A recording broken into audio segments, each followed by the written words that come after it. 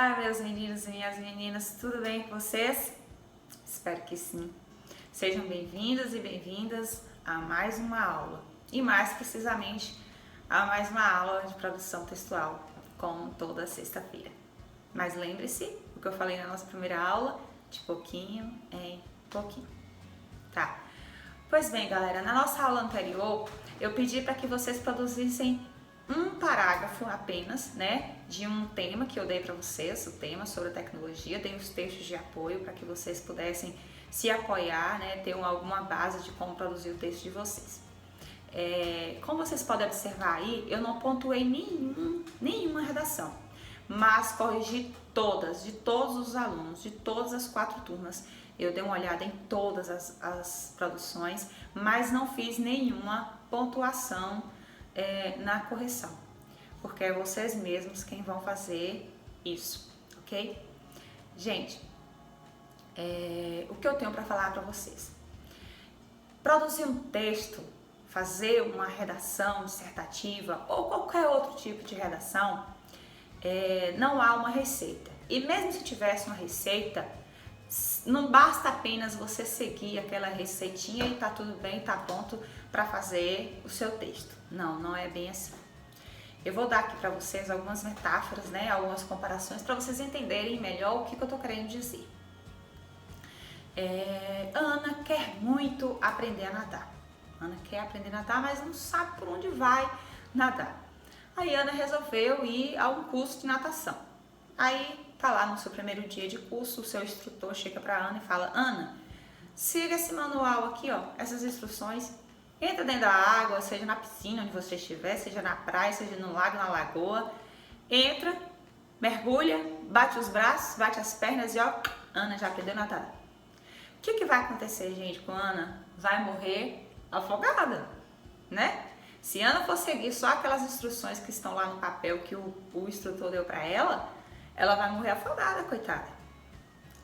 Ana só vai aprender a nadar de grão em grão, de pouco em pouco, dia após dia, nadando, treinando.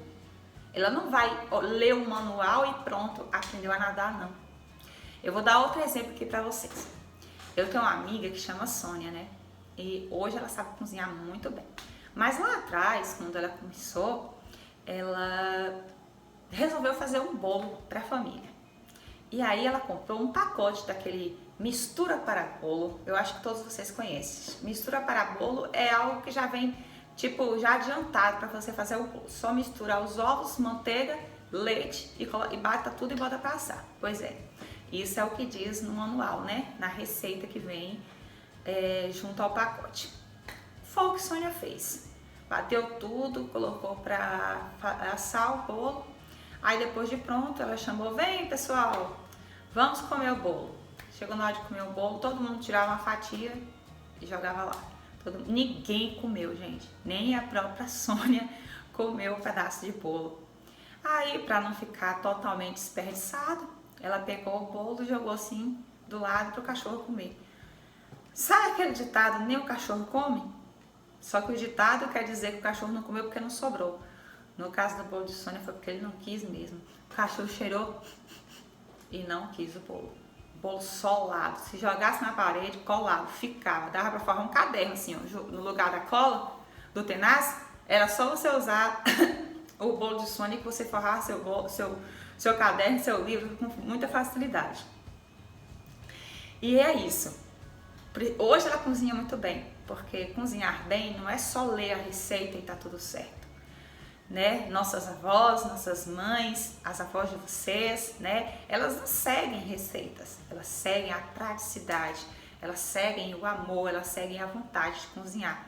E isso vem com o tempo. Elas começaram errando e foram fazendo, mas foram praticando, elas não desistiram. Foram praticando e hoje não tem Masterchef que ganha delas. Se eu fosse fazer aqui, gente, dar várias metáforas, várias comparações para vocês, a gente passaria horas do que é ser bom em alguma coisa. E tudo isso se encaixa em como é ser um bom redator. Ser um bom redator requer isso, prática. Não adianta eu vir aqui vomitar para vocês tudo o que vocês devem fazer se vocês não praticam, certo? precisa praticar dia após dia. A primeira prática para uma boa redação se chama leitura. Sem leitura, gente, não adianta. Vocês podem ir no melhor curso do universo sobre como fazer uma boa redação, sobre como fazer uma redação nota 10. Se vocês não lerem, não vai sair do papel. Vai ficar só circulando, não vai falar nada e só vai ficar enchendo linguiça. Você sabe o que é isso, encher linguiça? Pois é, toda hora a mesma coisa, toda hora falando a mesma coisa. Por quê? Porque não tem assunto para colocar. Não leu, meu bem. E a leitura, quando eu falo de leitura, eu estou falando de uma leitura ampla. Ler de tudo. E quando eu falo de ler, não é só você pegar o papel e ler, não. É ouvir também. Ouvir telejornais, ouvir entrevistas, ouvir reportagens, sabe? Assistir. Tudo isso é uma forma de leitura, tudo isso é uma maneira de você assimilar o que está acontecendo no Brasil e no mundo. Isso.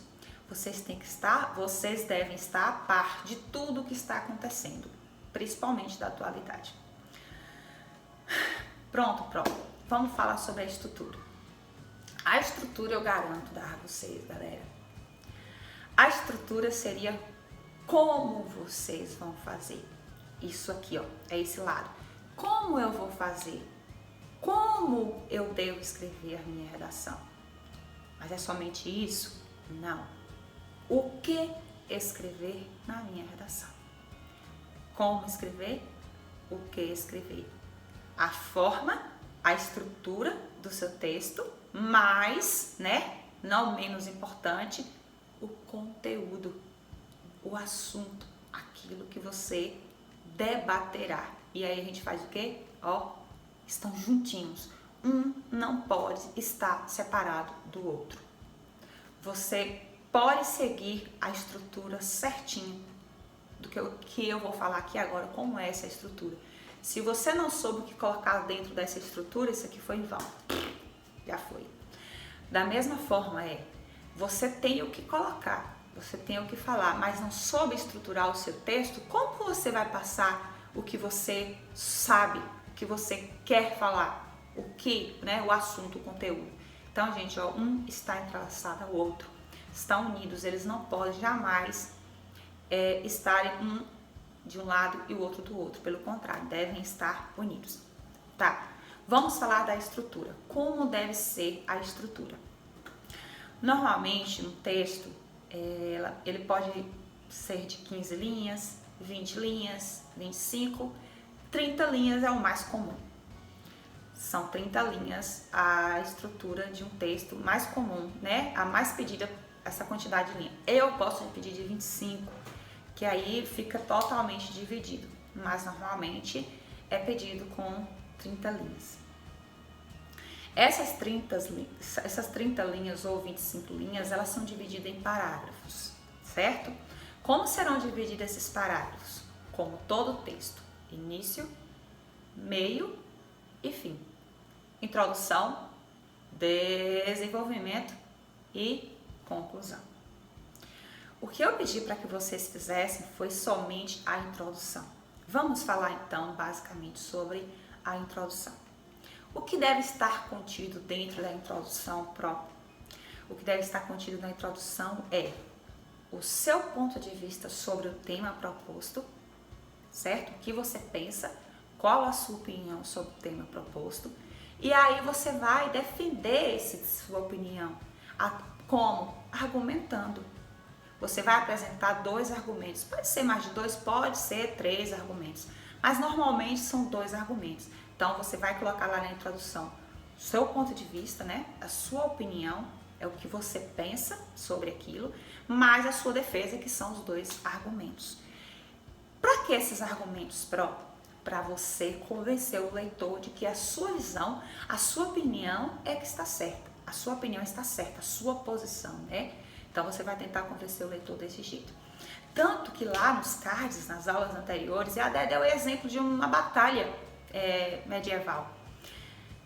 Quando você vai para uma batalha, quando você vai para uma guerra, você ataca, mas também defende. E é exatamente assim que funciona uma redação dissertativa argumentativa. Você opina e defende a sua opinião. Eu vou dar um exemplo bem banalzinho. Eu peço para Tarcísio falar sobre a mãe dele. Tarcísio, fale sobre a sua mãe, dê a sua opinião sobre a sua mãe para todo mundo aqui ouvir. Aí ele diz pra gente assim: a minha mãe é a melhor mãe do mundo.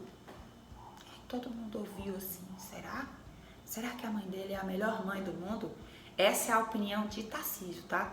Que a mãe dele é a melhor mãe do mundo. Pronto, Tarcísio, nos convence que a sua mãe é a melhor mãe do mundo. Aí Tarcísio vai defender a sua posição, né? A sua opinião e tentar nos convencer de que a mãe dele é a melhor mãe do mundo. A minha mãe é a melhor mãe do mundo porque ela é educada e atenciosa. Certo. Não só seria uma mãe boa como uma pessoa, né?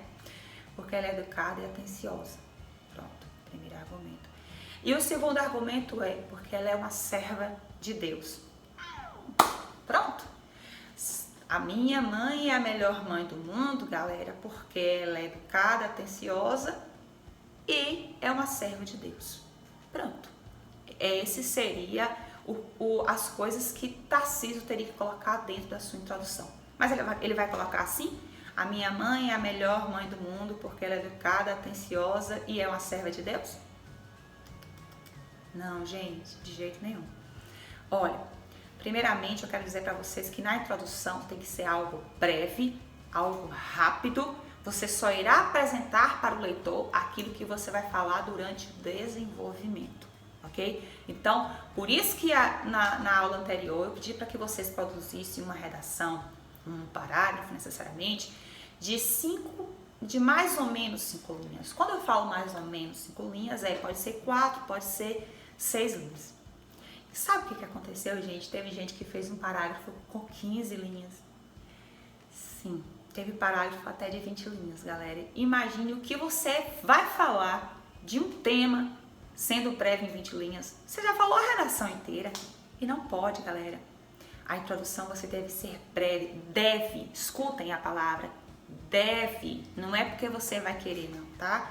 Você deve ter mais ou menos entre 5 e 6 linhas, porque você só irá apresentar para o leitor aquilo que você vai destrinchar, esmiuçar no desenvolvimento. E é isso que eu falei anteriormente. Na introdução você irá apresentar o tema, né? Ou seja, colocar o seu ponto de vista sobre o tema proposto e mais os argumentos em defesa da sua opinião, tá? E Tarcísio vai colocar assim: minha mãe é a melhor mãe do mundo porque ela é educada e atenciosa e é uma filha de Deus, uma serva de Deus? Não. Ele vai ter que formular esse texto. O que Tarcísio pode fazer anteriormente à produção textual é elencar. A minha opinião é isso, meu primeiro argumento de defesa será esse, meu segundo argumento de defesa será esse. Isso é fazer uma base, um planejamento do que você vai colocar dentro da sua redação, certo? Depois de você fazer esse planejamento, elencar o que você vai colocar, aí sim você vai formar o seu parágrafo. Primeiro de tudo, galera, que foi uma das coisas que eu mais vi nas produções de vocês já iniciaram o assunto com a tecnologia. E não pode. Você não pode já chegar de cara e já apresentar para o leitor o nome do assunto, o tema que você vai falar. Não. Inicialmente, você deve colocar, antes de colocar o seu ponto de vista, o que eu dou o nome de um charmezinho, sabe? Algo antes, algo pouquinho. Sabe, uma menina, quando ela tá afim do boy, tá querendo dar uns beijinhos no boy, mas o boy chega nela e ela dá uma de difícil, mas aí depois é que ela vai namorar com o boy, dá uns beijinhos no boy. Então, é assim que tem que ser a redação. Primeiro, você apresentar, dar aquele charmezinho, para depois você dar a sua posição, né? Depois que você dá o seu ponto de vista sobre aquele tema proposto, né? Então, Tarcísio primeiro ele vai fazer um charme. Dentre várias mães existentes, destaca-se uma que é a melhor do mundo. Viu que eu mudei? Eu não falei a minha mãe? Pois é, gente, porque tá aí uma coisa que é proibida em um texto dissertativo. Jamais você deve se colocar dentro de um texto. Primeira pessoa do singular, na verdade, gente, uma redação ela tem que estar no modo impessoal, na forma impessoal, certo? É algo abrangente, é algo generalizado. Às vezes você pode até colocar na primeira pessoa, nós seres humanos, sabe? Porque quando se fala nós seres humanos, você de certa forma está generalizando. Mas colocar o eu, colocar o tu, colocar o você, aí você já está só tornando a sua redação muito pessoal. E a redação dissertativa ela tem que ser impessoal. Usa-se indivíduo, usa-se pessoas, usa-se o mundo, tá? De maneira que você abranja e não se coloque como primeira pessoa, porque todo mundo sabe, quando você usa a primeira pessoa, está fazendo um poema, né? Você está sendo um poeta. E tá aí uma coisa que você não deve ser em uma redação. Em uma redação você tem que ser um cientista. Você tem que ser uma pessoa fria. Nada de poesia, galera. Nada de poesia. Ó, texto aqui e branco aqui. Ó, tem que manter distância. Quando eu falo de distância, não é distância de espaço, tá? É distância de envolvimento dentro do texto. Você não pode se envolver como numa poesia, como numa música. Não, gente. Tem que manter esse distanciamento, tá? Porque você não pode estar incluso dentro da redação. Portanto, Tarcísio não vai colocar dentre as várias mães do mundo, destaca-se a minha como a melhor mãe do mundo. Não, tá? Ele vai colocar de uma maneira bem generalizada. Aí depois que Tarcísio deu esse charme, colocou que a mãe é a melhor mãe do mundo, pois ela é um ser humano atencioso e educado. E além disso, Edileuza, né, que é a mãe de Tarcísio, eu dei o exemplo de Tarcísio porque eu conheço Tarcísio e conheço a mãe dele. Edileuza como uma serva de Deus. Então a redação é sobre ela, certo? Se pudesse evitar o nome Edileuza, porque no momento eu não consegui, mas se pudesse seria melhor ainda, que aí fica bem pessoal mesmo. Mas é como eu disse para vocês, um exemplo bem banal que eu falei pra vocês, porque jamais sua redação vai estar dessa maneira, né, gente? As redações, elas são voltadas mais com pensamento científico, né, mais frio, e falar sobre a mãe da gente é algo muito poético, é muito pessoal, mas foi um exemplo que eu consegui dar aqui pra vocês. Espero que vocês tenham entendido. A redação ela tem que estar de forma impessoal, né, deve haver um distanciamento entre o redator, né, o escritor, que é você, e a sua obra, a sua redação. A introdução ela tem que ser algo objetivo, rápido, 5, 6 linhas no máximo, certo? Nunca iniciar já com o assunto de cara, tá? Primeiro você dá aquele charmezinho para depois você dar a sua opinião, o seu ponto de vista, né? O seu parecer sobre aquilo. Mas quando eu falo você dar o seu parecer, não é você colocar eu, tá, gente? Eu falei aqui, ó, a segunda coisa, impessoal, tá bom? E o que você vai fazer na introdução? Dar o ponto de vista, mais a sua defesa, que são os argumentos. Por isso que se chama dissertação argumentativa. Dissertar significa opinar e argumentar significa defender, se posicionar, defender a sua posição, e os dois ficam entrelaçados. Espero que vocês tenham entendido. E vamos continuar agora com algumas exemplificações.